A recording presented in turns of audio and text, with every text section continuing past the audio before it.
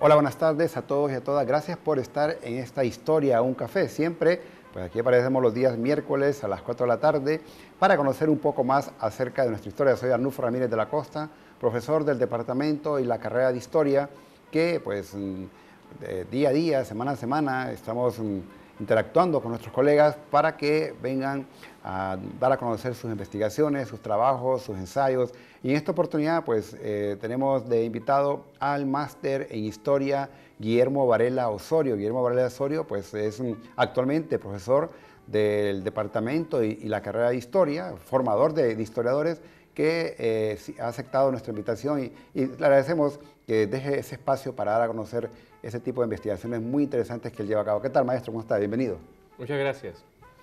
Y el tema que hoy vamos a desarrollar es un tema que tiene que ver mucho con aspectos muy importantes de nuestra historia y una historia más local, por así decirlo, ¿no? Es acerca de la Guerra Civil de 1924, una mirada crítica, es decir, no solo dar a conocer la guerra, sino que verlo bajo esa mirada crítica y, lo más importante, una mirada de un historiador. Y es que las guerras, maestro Varela, han dañado a la humanidad, dañan a los países. Mucha gente dice que muchas guerras son en principio guerras económicas, guerras políticas, que al final quienes las llevan a cabo no tienen nada que ver sino los autores intelectuales. Pero va a ser el maestro Guillermo Varela que nos va a contextualizar un poco acerca de qué estaba pasando en la Centroamérica de ese momento, qué estaba pasando en la Honduras desde ese momento y qué estaba pasando también aquí en Tegucigalpa. Bueno, estábamos en una época que no era de recesión económica. Había pasado ya la Primera Guerra Mundial, que duró entre 1914 y 18, y las potencias fundamentales, Estados Unidos y algunas potencias de Europa, exceptuando las derrotadas en la Segunda Guerra Mundial como Alemania, estaban más bien experimentando una época de bienestar y de relativa consolidación de los procesos democráticos, en este caso fundamentalmente en Europa, y de alguna manera también en América Latina y en América Central.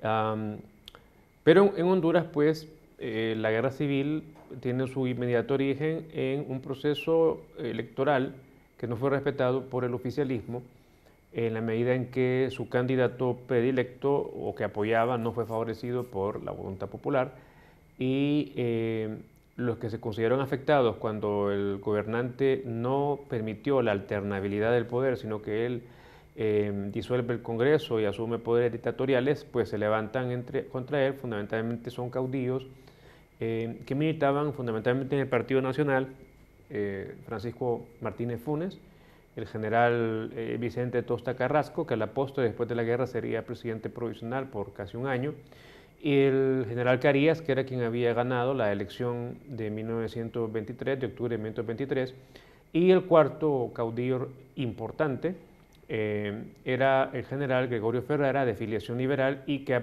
era simpatizante de una de las corrientes que había competido, que era la de Policarpo Bonilla, y que era la segunda que más había sido votada después de Tiburcio Carías, con cerca de 35.000 votos versus 40.000 del general Carías, contra apenas 20.000 del otro candidato del Partido Liberal, que era Juan Ángel Arias.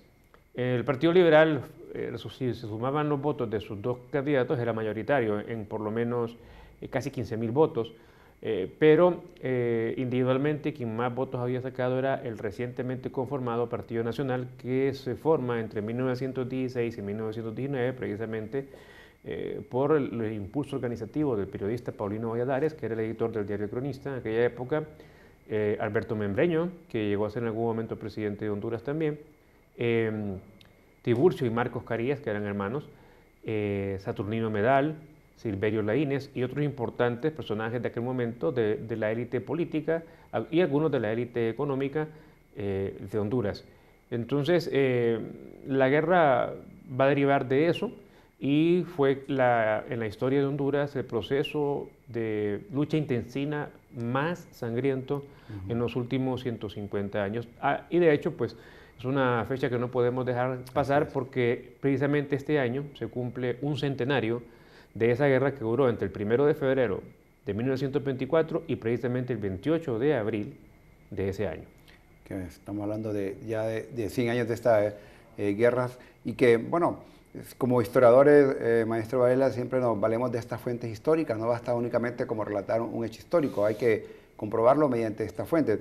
En principio, porque sabemos que mucha gente va a estar interesada en poder conocer a fondo, a profundidad, esta temática y con esta motivación que usted le va a dar aquí hoy día en el programa.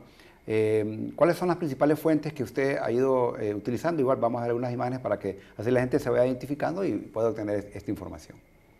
Bueno, algunas obras que son definitivamente obligadas de estudiar para tener un panorama más completo de este proceso histórico, podríamos mencionar, por supuesto, la obra biográfica sobre Gregorio Ferrera, que publicó nuestro amigo y colega, creo que fue en el año 2018 o 19, que fue el último Congreso de Historia de Honduras, sí. Creo que fue el 2019. Ahí sí, creo que tenemos las imágenes aquí para que tengamos una idea, ¿no? El magíster y profesor don Evelio Inestrosa, este fue su octavo libro. No es este que tenemos en este momento, este es otra importante obra que por cierto es de la colección Arandique, un sello editorial que creo que fue presentado el año anterior y está rescatando muchas obras, incluso que se habían perdido, inéditas, de los primeros historiadores, incluyendo la primera historia de Honduras de Antonio Ramón Vallejo, el Compendio de Historia Social y Política de Honduras. Entonces, una de las obras que Arandique ha publicado es Las Crónicas de la Guerra Civil de 1924, donde vamos a encontrar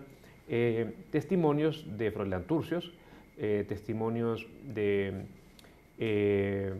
un periodista que estuvo aquí y presenció la guerra. Él era editor de una revista española que se llamaba Renacimiento y precisamente él escribió, siendo testigo de lo que estaba pasando, el Diario de la Guerra, que es una crónica muy, muy rica, detallada e interesante, y él hace ciertas valoraciones críticas sobre el curso, causas, características y desenlace de la guerra. Una obra recomendada que está dentro de estas crónicas de la Guerra Civil, la obra, repito, el Diario de la Guerra de Mario Rivas Cantruy. Y también está una referencia que hace de un libro que publicó Benjamin Wells, que era hijo del diplomático de alto rango que el Departamento de Estado de Estados Unidos mandó para ser mediador entre las partes beligerantes y que se llega finalmente a un acuerdo cuando precisamente ya había sido tomada la capital Tegucigalpa, y este diplomático que logró juntar a las partes, incluyendo el cuerpo diplomático de Centroamérica, se llamaba Sumner Wells. Entonces su hijo, Benjamin Wells, se extrajo en esta obra un capítulo en el que él destaca lo que hizo su padre como diplomático de Estados Unidos, mediador. Otra obra también relevante, que la considero quizás una de las más importantes, si no la más importante, es el libro de nuestro colega también y uno de los más prolíficos historiadores hondureños, don Mario Argueta. La obra se llama Tres caudillos, tres destinos. Es un estudio de estos tres personajes fundamentales, Vicente Tosta Carrasco, de filiación regionalista, Tiburcio Carías igualmente, y Gregorio Ferrera. Esta obra del historiador Argueta posiciona pues, el estudio entre 1919, que se da la Primera Guerra, en la cual los tres caudillos convergen. En ese momento pues, fueron aliados también en el 24, pero después hay desavenencias, tanto entre Tosta con Carías, Ferrera que se vuelve a levantar contra el gobierno de Tosta, y hasta su trágico fin en 1931. Entonces la obra de Argueta se queda hasta el triunfo final de Tiburcio Carías, luego de 3 intentos fallidos en octubre de 1932, cuando pues, el interesado en estos temas de la historia puede seguir leyendo una obra que quizás sea la mejor obra de Mario Argueta, Tiburcio Carías, Anatomía de una época, 1933-1948. Claro. Y decíamos que la de don Jesús Evelyn Inestrosa, que es una excelente obra, aunque se centra en Gregorio Ferrera, pero también obviamente tiene que relacionar a Carías, el contexto, y él hace un análisis incluso desde más atrás de lo que hace Mario Argueta, desde finales del siglo XIX, la Primera Guerra Civil en que participó Tiburcio Carías, en que participa, que es en 1894. Carías era 4 años mayor que Ferrera, y Ferrera participó, su primer participación en un evento armado es contra Manuel Bonilla y a favor de la futura administración de Miguel Herrera Dávila en 1908. Y a partir de ahí va a participar en la Guerra Civil del 19, en la del 24, y finalmente hasta que fue asesinado en una revuelta fallida llamada la Revuelta de las Aguas en 1931. Finalmente, una última obra... El libro. Solo para mostrar el libro un poquito, disculpe la sí. producción. para que tenga la gente una idea, ¿no? de este libro, lo tenemos aquí en esta imagen, que es importante también destacar, esto Gabriela, el trabajo sería el siguiente libro, el trabajo de los historiadores, ¿no? Que aportaba, el anterior. Para mí este es un libro que tiene especial cariño porque lo escribió mi bisabuelo, ¿verdad? Yo había escuchado referencias por parte de mi padre, de lo erudito que era mi bisabuelo. Era un perito mercantil que se formó en los años 20 del siglo anterior. En aquel tiempo ser perito mercantil, ser bachiller, era como tener un doctorado ahora, ¿verdad? O dos doctorados, porque piensa usted que el 90%, 85% de la gente no sabía leer ni escribir. Tuvo un perito mercantil que había cursado toda la secundaria y la primaria, no era cualquiera. Aparte que tenía una caligrafía hermosa y una ortografía impecable. Entonces mi bisabuelo incluso fue colaborador del diario El Cronista. Él era miembro del Partido Nacional, pero fue muy crítico de la administración de Tiburcio Carías, a grado de que esta obra, donde él hace una evaluación crítica de los gobiernos desde la Guerra Civil, precisamente de 1924, hace una evaluación de por qué ha sido esa guerra, de las administraciones que vienen después, hasta el inicio de la dictadura de Tiburcio Carías, y se publicó en 1960. ¿Por qué la considero también una obra importante? Porque fue escrita en 1941, 43, cuando mi bisabuelo tenía todavía fresca la memoria de lo que él vivió viviendo en Tegucigalpa cuando se dio la Guerra Civil, pero también hace una evaluación de las posteriores administraciones. Pero es una fuente interesante, hace una evaluación también de General Ferrera, de Vicente Tosta, de Miguel Barahona, que lo considera un presidente excepcional. Y finalmente, pues, bueno, aquí tenemos la portada de la obra magnífica. Es una biografía que se puede leer en 4 o 3 días, voluminosa. Este trabajo le llevó 5 años mínimo a don Evelio, y sus fuentes son variadas, múltiples entrevistas, documentación del Archivo Nacional, del Archivo de Guatemala, del Archivo de Historia Militar, donde él fue director también. Es una obra riquísima, exquisita y muy bien documentada para entender esta figura fundamental que fue del cuarto, pero yo diría que quizás con Vicente Tosta, fueron los 2 más importantes caudillos antes de la llegada a la presidencia de Honduras de Tiburcio Carías. Y pudo haber sido presidente de Honduras quizás de no haberle acompañado malas decisiones, y su asesinato, casi se puede decir por orden de la administración de Mejía Colindres, en 1931. Bien, realmente le comentamos con el maestro Varela previo a la pues, elaboración de este programa que con toda esta temática bien se puede realizar una película con el tema de guerras civiles en Centroamérica y en Honduras. Hay toda una argumentación. Y por eso quiero iniciar vamos a orientar un poco con un par de preguntas que yo sé que muchos de ustedes se las hacen como personas que no son historiadores, pero que quieren conocer un poco acerca de estos hechos históricos.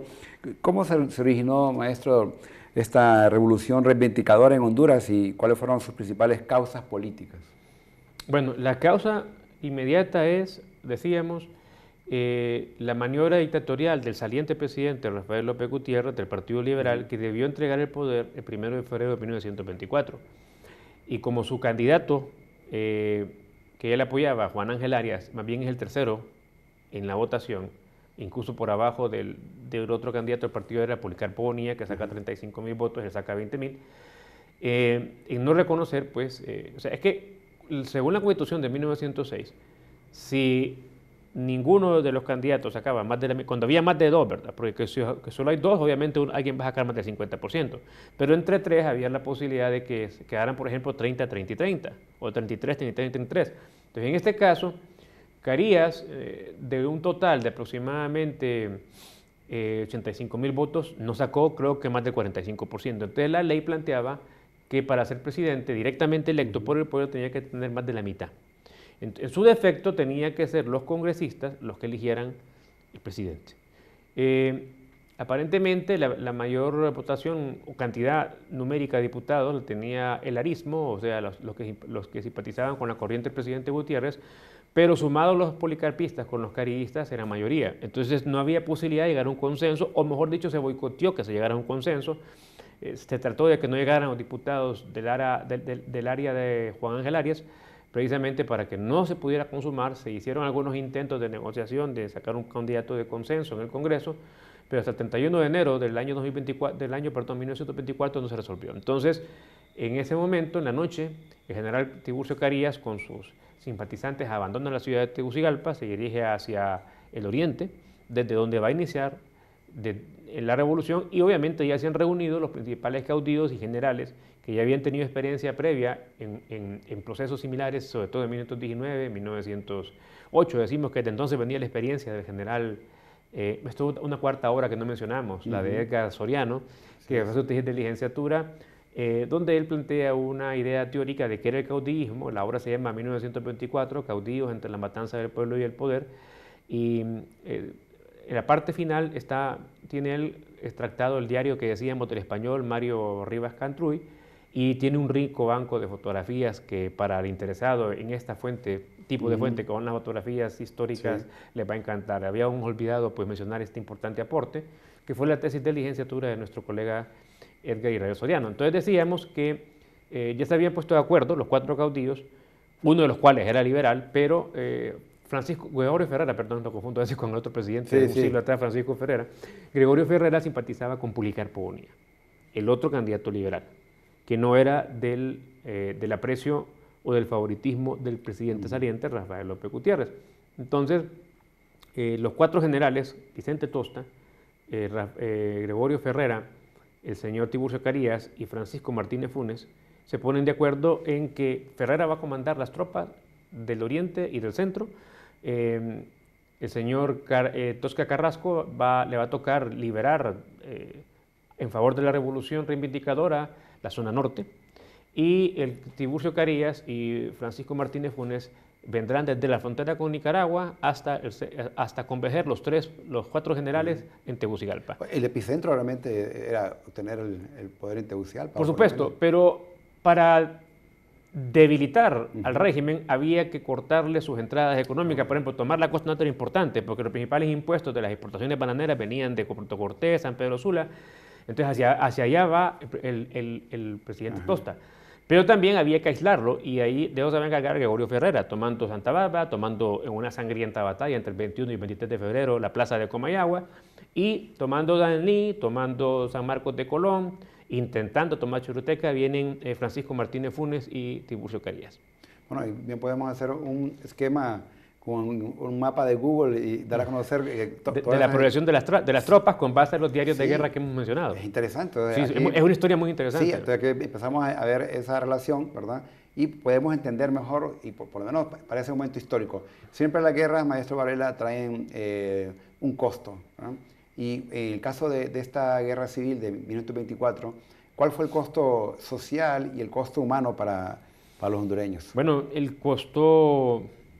Si empezamos por la parte material, fue inmenso. Imagine usted que creo que el presupuesto del Estado de Honduras en aquel tiempo andaba como por 15 millones de pesos, ¿verdad? Al año. La guerra generó pérdidas en 2 meses y medio de 20 millones de pesos, ¿verdad? La moneda nacional se llamará Lempira hasta 1926, ¿verdad? 2 años después de la guerra. Y toda la economía se centra en relación a la guerra, una economía de guerra, ¿no? Sí. El asunto es que no solo es pagar tropas, comprar armamento, alimentar las tropas, sino también el asunto de la destrucción. O sea, usted va a gastar más en reconstruir que en destruir. Sí. Se destruyeron hospitales, se destruyeron escuelas, se destruyeron casas, vías de comunicación, puentes se fueron volados, ganado, saqueos, violaciones. Hablando de costo humano, vamos a hablar también de el asesinato, bueno, más que asesinato, la muerte de más de 4.000 personas, muchos de ellos civiles, que no tenían nada que ver con los combates, ¿verdad? Y fue tan brutal, sobre todo esto corresponde al sitio de Tegucigalpa, que duró 45 días, entre el 13 de marzo al 28 de abril de 1924, y las capacidades de atención sanitaria fueron colapsadas. El hospital que atendía, que era el San Felipe, ya no tenía ni medicinas. ¿Por qué? Porque el cerco militar impidió incluso la llegada de víveres. Hay algunas narraciones, hay una inflación terrible, si es que encontraba usted algo que comer. Por ejemplo, los huevos valían 3 centavos de aquella época. Cuando se da el cerco, ya no pueden llegar víveres desde el exterior hacia Tegucigalpa, llegan a costar 25 centavos, ¿verdad? O sea, estamos hablando de que aumentó como 100 veces. Entonces, imaginen ustedes las carencias, el hambre que pasó Tegucigalpa, epidemias de tifus, porque no se podían combatir. Entonces, ¿qué ocurría con los heridos? Los heridos simplemente se dejaban en la encamilla y nadie los atendía y se morían. Y los cientos, por no decir miles de muertos, se les prendía fuego para evitar epidemias. Entonces, eso que usted miró ahí es el resultado de apilar una cantidad tremenda de cadáveres y prenderle fuego. Y estos cadáveres estaban usualmente en zonas donde, pues, los famosos cerros conocidos. Exacto, porque ellos libraron tremendos combates porque los sitios estratégicos en Tegucigalpa eran tres, fundamentalmente. El Cerro Juan de Laínez, el Cerro del Picacho y el Cerro del Berrinche. Desde ahí, estratégicamente colocadas baterías de cañones y nidos de ametralladores, usted podía meter, si estaba bien pertrechado de un parque militar, usted podía detener cualquier avance por un buen tiempo. De hecho, 45 días aguantaron cuando ya todo el resto de Honduras estaba en manos de la revolución y fue una resistencia feroz. Había una frase que leía previo al programa donde decía que quien se tomaba estos cerros, sobre todo el del Picacho, podía dormir en casa presidencial. Sí, tenía a mano pues, o el Berrinche. Dice Cantruy que usted tomaba el Berrinche, usted controlaba la mitad y ya tenía a distancia fuego discrecional, incluso el Palacio Presidencial. Que imagino que no lo volaron porque querían que llegara el presidente de ellos tranquilamente, no tener que reconstruir el palacete presidencial. Realmente las guerras, como lo comentamos siempre, dañan principalmente a civiles, ¿no? Y más una guerra civil que son guerras internas. ¿Qué importancia tuvo esta batalla final por la toma de Tegucigalpa en el desarrollo y desenlace del conflicto? Bueno, mientras se da esta toma, como usted dice, la batalla final de Tegucigalpa, recordemos que han habido otras batallas que fueron brutales, ¿verdad? La toma de San Pedro Sula, que se dio creo que el 7 de marzo por las tropas del general Tosta, también fue una defensa sangrienta, ¿verdad? Tremenda, pero un gran estratega militar a base de engaños, poniendo señuelos con pocas tropas, embosca a las más numerosas tropas del gobierno y primero toma, el general Tosta, por cierto, es el que está de saco en la fotografía con sombrero, ¿verdad? Al par de él, con vestimenta militar, está el general Ferrera, ¿verdad? Que los dos eran, por cierto, de Jesús de Toro, ¿verdad? Entonces, Tosta era del Partido Nacional, decíamos que Ferrera era liberal, pero del ara de Policarpo Bonilla, no de Rafael López Gutiérrez, ni mucho menos de Juan Ángel Arias. Y pues definitivamente la toma de Tegucigalpa fue importante porque digamos que fue el momento del cenit de la gloria de este caudillo, de la derecha de Tosta, porque fue el primero que llegó. Y se puede decir que el peso de la toma de Tegucigalpa recayó sobre las tropas de opatoros, de yamaranguilas y de intibucanos que seguían devotamente al general Ferrera. Ferrera fue el que más empatía logró con la etnia lenca del occidente de Honduras y lo veneraban. Algunos dicen que él supo entenderlos, reivindicarlos, exigir a quienes interlocutaban con él favores y obras en beneficio, y ellos sintieron en Ferrera a alguien que los representaba. De hecho, el apodo militar que le daban a Ferrera, o despectivamente, era el Indio Ferrera, pero Ferrera no era indio, era mestizo. Pero él, en discusiones con personas que después testimoniaron esto, él decía que los enemigos de él, creyendo que lo ofendían al decirle indio, no sabían lo orgulloso y lo que él hubiera deseado ser indio puro. O sea, él se sentía muy identificado con los lencas. Es una cuestión como para estudiarla más, las filiaciones étnicas, vinculando y generando motivaciones para incorporarse a la guerra civil. No era un asunto solo que pagaran tropas, era sentirse identificado por el carisma de un caudillo en el cual estos tremendos y valerosos combatientes se sentían representados en ese liderazgo carismático que tenía definitivamente Gregorio Ferrera. Los mejores estrategas militares de esa guerra civil en realidad son Ferrera y Tosta. Más bien a Carías, que tenía popularidad, se le achaca más bien ser torpe en el tema de estrategia militar y varias veces fue derrotado por las tropas gubernamentales al grado que, repito, son las tropas básicamente de Tosta, pero primero de Ferrera, que llegan a Tegucigalpa y que mantienen un sitio hasta que Tosta se incorpora el 1 de abril, que toma el Picacho, y previo a eso toma el Berrinche, es que se empieza ya a terminar de desbalancear, pero la hostilidad, el debilitamiento de la resistencia gubernamental la inicia Ferrera, quien llega casi 20 días antes que Tosta a enfrentar a las tropas del gobierno, que estaban muy bien pertrechadas y tenían una buena cantidad de tropas para defender por mucho tiempo la ciudad. Y es que en una guerra civil, como lo hemos comentado, una de esas estrategias que se hacían en aquella época y lo siguen haciendo es cerrar los puntos más importantes, como usted lo comentaba, ¿no? De mercadería, de comida. Comunicaciones. Comunicaciones y por eso Ferrera se toma el Toncontín y trata el Palacio de Comunicaciones y todo eso. Y tomarse, exacto, y tomarse los puntos estratégicos, ¿no? Para tener un control de la zona. Y creo que eso son estrategias de guerra o tácticas de guerra, como se le conoce, para poder controlar a una nación. Lo mismo utilizaron Hernán Cortés cuando fue a México, en Teotihuacán y todos estos sitios, cerrar esas entradas. Bueno, al ver un poco lo que es Tegucigalpa, y sabemos que los tegucigalpenses, pues mucha gente que nos ve, maestro Varela, pues sabe poco o casi nada de esta guerra civil que, como usted bien lo comentaba, se habla de miles y miles de muertos. Sí, aproximadamente 4.000 muertos. Según cifras que recuerdo haber leído en la obra de Soriano. El diario de Cantuil habla de miles, no refiere cuántos, habla de los 20 millones aproximadamente de pérdidas económicas y en consecuencia podremos hablar de decenas de miles de muertos. Yo me atrevo a decir unos 20, 30 mil, perdón, heridos, mutilados, los que sobrevivieron, porque en los últimos días de la guerra ya no había con qué tender ni salvar la vida a cientos de miles tanto de los sitiadores como de los defensores de Tegucigalpa en ese momento, en los últimos 45 días de la guerra. Bien, ya en este tiempo que nos resta del programa, que realmente vamos a continuar hablando acerca de este tema tan importante. Usted, maestro Varela, sabemos que ha investigado, ha estado leyendo esas últimas ediciones que se están hablando acerca o escribiendo acerca de esta guerra del 24. Usted como historiador, como Guillermo Varela Osorio, ¿qué es de todo este contenido, casi para ir cerrando, qué es lo que a usted le ha impactado como tal? Bueno, la capacidad de los hondureños de luchar bajo las ideas de que siguen la bandera o la consigna correcta.